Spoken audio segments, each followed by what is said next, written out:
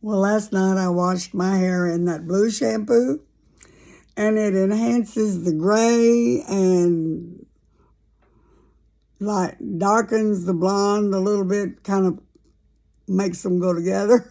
I'm going to keep trying that and hope that works. It looks as if the gray is going to have white in it, and I'm excited about that. I would like for it to be a pretty gray. My own father at 89 put a little brown color on his gray. He said it wasn't a pretty color gray. It was yucky. So I may have yucky gray hair too. I don't know. We're going to see. My husband and I moved here at this house in 2003. We actually closed on the day we got married.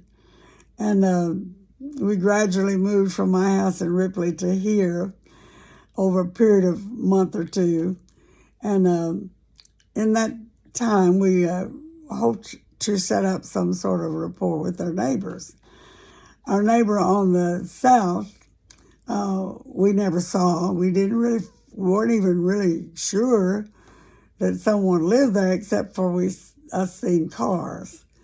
And one day Jim was in the garden and he saw the man out mowing, and he put a bucket of corn on the yard and pointed to it, and as if to say, "This is for you." And the man came along and picked up the corn, took it to his house, brought back the empty bucket, and laid it there where it was. Did not say thank you or stop and try to set up a relationship or anything. So, okay. My girlfriend across the street and her husband were kind enough to pay a visit and welcome us to the neighborhood. She is 31 years younger than I am, and we had a nice rapport, although we didn't see each other often. She and her husband had a pool, and they had neighbors to the side street by them, two widower guys, one older and one a little younger, and they would come sit by the pool and drink coffee in the morning. So they had a nice neighborly friendship going on. And one day she asked them if they would mow my yard because she saw that it was in bad shape. And this was after my husband died. This was like 6 years ago. And they came over and with two great big mowers. Both of them had huge mowers from having a good bit of property themselves. And they mowed my yard, and I was so grateful. And I made a cherry pie and a apple pie and took them over to my girlfriend's house where I knew they would be the next day. And she said they joked about which one got which pie, and they finally they shared. Another time, she was over here and realized that I had a chandelier in my sound room that had not been installed. So she, knowing that the older guy was a good electrician, asked him if he would come and install it, which he did. No mention of money, just a very gracious thing he did. So I made two more pies. Then one day at Goodwill, I realized I saw a shadow box of golf clubs and different little signs on them about what different golf clubs were for.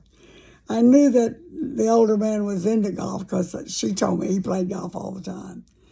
And so the next time they came over, they mowed the back lot where it was almost waist high with weeds out by the barn.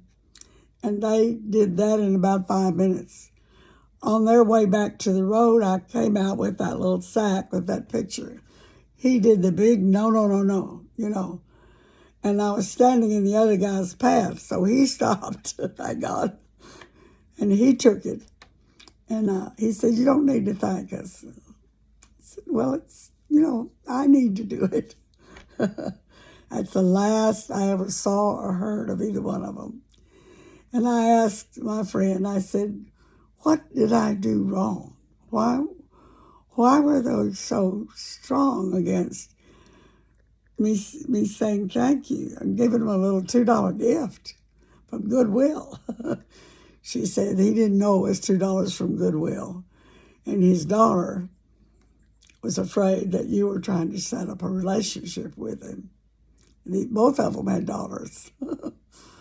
Well, I wasn't trying. I was older than anybody, old enough to be the first one's mother, I think. I was not trying to do anything but be neighborly and be grateful. A lot of people are not even grateful.